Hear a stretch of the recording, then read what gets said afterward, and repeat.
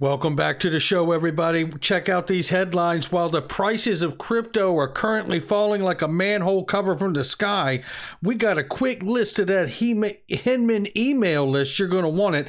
SEC versus LBRY case. Could it affect the outcome of the Ripple case? We're going to take a look at it.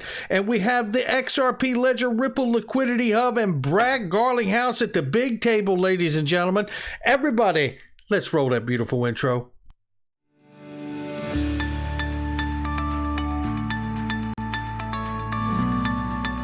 Digital Perspectives with Brad Kimes. Come on in.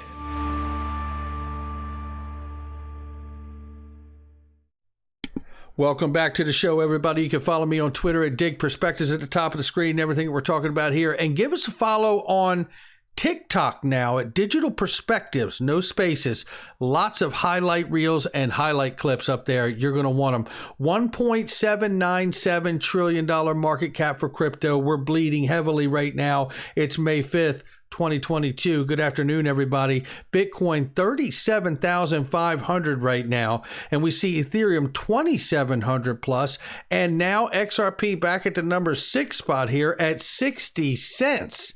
What is going on, ladies and gentlemen? Ranging between 60 and 66 cents this morning. Let's get into this. This is why I'm diversifying, whether it's Masterworks, GlintPay, and many, many other things that you guys know that I'm into. Private equity, these things are important to me just as is crypto and XRP. And this is what I'm doing with GlintPay. It is a way for you to buy, save, send, and spend gold and have a debit card to do it. And it is physically allocated gold to you. So make sure you understand that, and make sure you check out the link underneath, because inflation is at a 40-plus year high right now, and it doesn't seem that it's going to be backing down anytime soon. GlintPay. Look right here. Gucci will now accept various digital currencies, including Bitcoin, Bitcoin Cash, Ethereum, and Dogecoin, and Shiba Inu. Gucci's getting into the crypto game, and this is going to start in a few states and stores around the United States, maybe even across the globe. We'll see. But look right here. This is what I want to get into this morning, and this is just one of the many things, but this one I want to highlight. Now, we know that the emails that were coughed up in a FOIA request from Stuart Young, shout out to Stuart Young and ProCoin News for breaking that from Stuart and his personal FOIA request for those emails. And it is all basically redacted. However, we did get the list of names in here that are in this email thread. And what we get from that is this. I tell you, this space is full of so many people that are hardworking. Crypto arsenal right here. I have to say, just like John E. Deaton says, outstanding is right. And right here is a list put together of those names in the email, so you can see the names and what their SEC position was here, right, in the list, which I find very helpful, and when they departed, or if they have at this point, and what their current position is. And one of them, just interesting here, is Dala Blass, is now the director, or was the director of Division of Investment Management at the SEC, left in February of 2021, and now the head of external affairs at BlackRock. You tell me that they don't have an inside track of what's going on? I tell you, it's almost incestual, really, what's going on between the regulatory sector and the private sector. And I think something needs to be done, to be perfectly honest. Just like the term career politician should be something that is not even a word anymore. It's not even something that's definable, right? If if you could get rid of that, you could solve a lot of problems in this world. And I know on both sides of the fence, nobody likes to hear me say that, but that's the truth. Right here, we have a conference coming up, a webinar with the Digital Pound Foundation, and guess who's going to be on it? Yeah, Susan Friedman, formerly of the U.S. Treasury, head of public policy for Ripple. I'm sure it's nothing. Here is something, and you better believe it is probably going to be something. Now, to what degree, I don't know. But we know the LBRY case and the LBRY project and team, and shout out to Jeremy Kaufman and everybody on that that team over there have been beat up for 4 years by the SEC, and millions of dollars later, and the SEC has filed its motion for summary judgment. It's below. Now, I'm not going to get into this because I don't want to go into this with a non-legal mind, but it says below are exhibits to the SEC's motion for summary judgment in the SEC versus LBRY case. What I want to show you is this, and shout out to Jim Filan for this information, is Letter Ripple is asking the question here. I thought there are 4 prongs in the Howey test. Inside of the motion here for summary judgment, it says this, and I did check this, and it says it. It says, LBRY's offering meets the definition of an investment contract because it meets the 3 prongs of the Howey test, established by the Supreme Court 75 years ago, consistently applied by courts since the SEC versus Howey. But here's the problem. The problem here is that there's 4 prongs to the Howey test. 1 is an investment of money. 2, the expectation of profits. 3, in a so-called common enterprise, roughly meaning investors in the company rise and fall together. 4, from the effort of a promoter or third party, some dispute over whether this means solely or from a promoter, but clear that it entails significant managerial efforts of a single promoter. Now, if you come down, now that's 4 prongs to the Howey test. And it says the way the test works is that if the contract satisfies all 4 prongs, it passes the Howey test. And therefore, by passing the Howey test means it becomes a security. It passes as a securities transaction. If the contract does not satisfy any one of the prongs, it fails the Howey test and is therefore not a securities transaction. So to come back to this and the 3 prongs tells me by the SEC's own admission here that LBRY must not be a security. Oh, the Tango Web. But Jeremy Hogan, rightfully so, tells us here, if you hold XRP, pay attention to the SEC versus LBRY case, which involves many of the same issues as the Ripple case and will be decided first, which means that judgment can inform the judges and the judge in this case. This summary judgment from the SEC is its template and continues to its strategy of downplaying the uniqueness of blockchain projects. As you can see as an example here, LBRY is a fairly ordinary software company. It makes web and mobile application software primarily used for viewing videos. LBRY's claim difference is that it uses a blockchain to enable its video sharing and related services. Instead of relying primarily on stock sales or venture capital to raise money to develop and operate its business, LBRY created a digital asset called LBRY Credits, LBC, that it then offered and sold to get operating capital. LBRY formed investment contracts by the way it offered and sold LBC. Investment contracts are a type of security, and by offering and selling those securities without a filing registration statement, LBRY violated the Section 5 of Securities Act of 1933. LBRY concedes that it offered and sold LBRY coins, or LBRY credits, and that it did not file a registration statement with the commission. LBRY's offering meets the definition of an investment contract, says the SEC. This is why Jeremy Hogan is telling us all to pay very, very close attention to this case, because it is going to be resolved and it could be used as precedent to inform the decision to this judge on the case for Ripple, should the judge not understand the difference between these technologies, as Jeremy says here. The LBRY Ripple cases will hinge on the ability of the judges to understand that issuance of tokens operating on a decentralized ledger is not just another way of raising funds and does not implicate the disclosure requirements underpinning the reasoning behind securities laws. So, this is getting interesting, ladies and gentlemen, because, we're going closer and closer to not only the Ripple case being over at some point, whether it goes to 2023 or not, but if this case does go the wrong way for LBRY, then what are we looking at? And how will the judges interpret that ruling in that case for the ruling in this case, should they take a look at it for any kind of direction? But while we know that, and we will pay attention to that, this is what I'd like to focus on for an upside, a positive side to where we are going here. And where we are going is more and more projects and companies like BPM Wallet are realizing a real undeniable truth.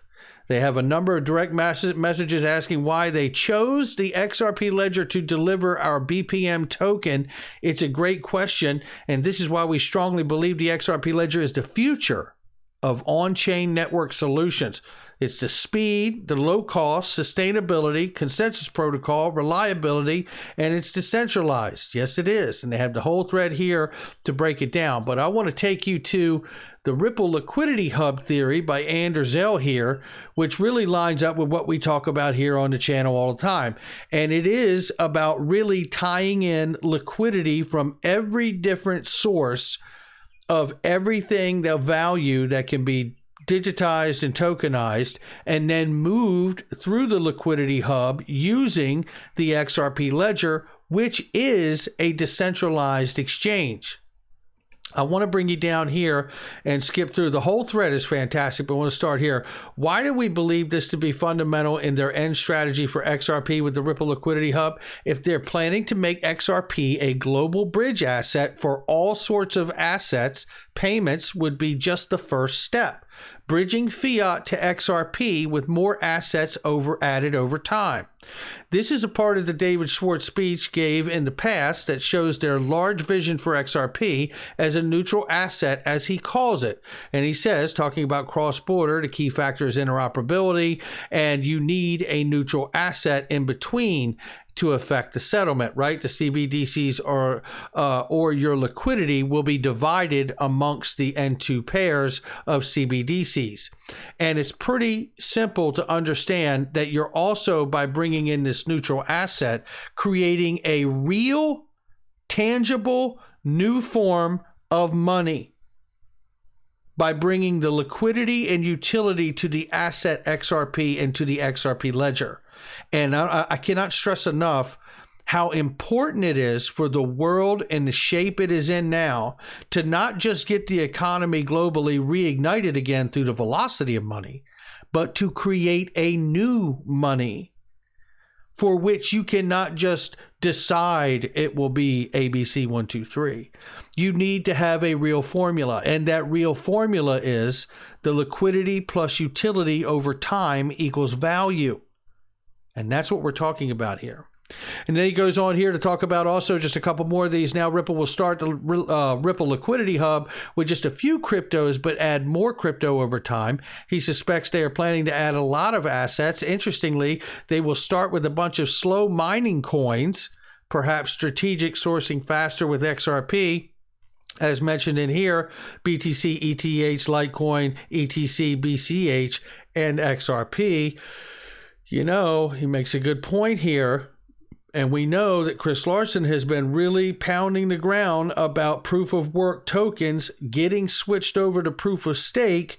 And I have said for years on this channel that all pre-mined Bitcoin will be on the ledger at some point. Either everything runs on the ledger or everything runs across it. Otherwise, the XRP ledger is useless as a decentralized exchange for the world, because it'll be moving oil, gold, metals, all things that have been tokenized of value. That's why it's a decentralized exchange, ladies and gentlemen. So if we look here at cross-border payments, the end goal for Ripple would be every customer having an XRP wallet. Now there is something that is important, because we really don't have that part of the component yet, right? We've got Ripple, we got RippleNet, we got ODL, we got the Ripple Liquidity Hub, we got XRP token, we got the XRP ledger, decentralized exchange for the world. What we need now is that XRP wallet that could be used to convert to any asset in the Liquidity Hub. And I guess some could say, well, we got the Sun wallet. right? So why not use a Zone wallet? Well, that could build out to be that and serve that purpose, I guess, as well. With just one XRP wallet for conversion to any asset for any Ripple customer, top up in 3 seconds, meaning not a lot of XRP needed, and then just add more and more assets to the liquidity hub, just like how Amazon is adding new products. That is how you do it. And if you go by what Bob Way said back in 2019, he says, I like this diagram. He was talking to Darren Moore. But you have to imagine the circle with 180 fiat currencies in it, not just the one shown here, plus gold, silver, and some crypto assets as well. Sounds just like what I just went over with you, right? Only then will you realize the magnitude of how many direct market combinations there are in the top diagram.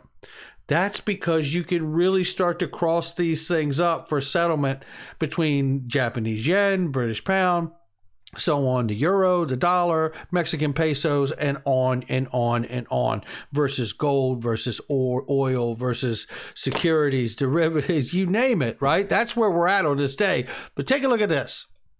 Because as all of this is happening and this lack of clarity is taking place here, Michael Arrington says it best. Brad Garlinghouse doing Brad stuff at the Milken Institute. That's exactly right. Brad always has Ripple sitting at the big table, because the value is in the protocol and the suite of products that they use and that product stack that they use that really ultimately benefits from the most savings and efficiency and scalability by incorporating in the XRP ledger and the settlement of XRP. And then that's when it brings me here, and I want to play you this, because what I believe is we're so early, a lot of us may think that we're actually wrong. That's not financial advice, just my digital perspectives. I don't think we're wrong. I think we're right. And in fact, I think we are the next generation of Vanderbilts that laid the railroad tracks across America to really bring supplies and growth to the entire country. And there was a great wealth created in that family. But it took years to build that market infrastructure, to lay those tracks. Well, those digital tracks are being laid right now by Brad Garlinghouse and everybody at Ripple.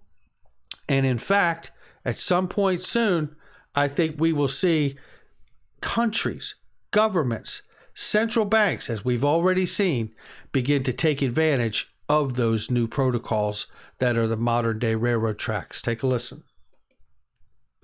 The Vanderbilts, where did they make their money? They made millions by controlling two burgeoning industries, which was the steamboat industry, and the one I want to focus on is the railroad industry. Now, what's interesting about the Vanderbilts here, just a little side note, when I was a kid, you can go tour the Vanderbilt estate down in the Carolinas. And what was interesting is that when I was walking through that estate, and it was actually used in a movie, I think it was Spy vs. Spy, Don Knotts, but nevertheless, beautiful estate, just blew me away as a kid. A very profound moment for me seeing that, and that kind of wealth, that kind of opulence. And I remember looking at my father as a young kid and saying, I'm going to have a house like this. And he just giggled, rubbed top of my head, and we kept walking through the little maze in the backyard and all of that, the gardens and all that stuff. But I do remember that, and I know now as an adult, they put themselves in front of growth of an industry, the establishment of railroads across the entire United States. Think of it. Isn't that what we're invested in today? The payment protocols that will be the railroad tracks of the new digital age. Let's move to the next spot here. The next spot is gas fees. Now, these aren't from today, but I can tell you, I think we all know that the Ethereum gas fees are atrocious, and they are certainly not a solution for the future in the fourth industrial revolution, this digital asset revolution. Know what you hold, ladies and gentlemen. Don't be distracted. Everyone has to make up their own mind. I've made up mine. This is not financial advice. I'm here till the end. Make sure you hit the like and subscribe. I'll catch all of you on the next one.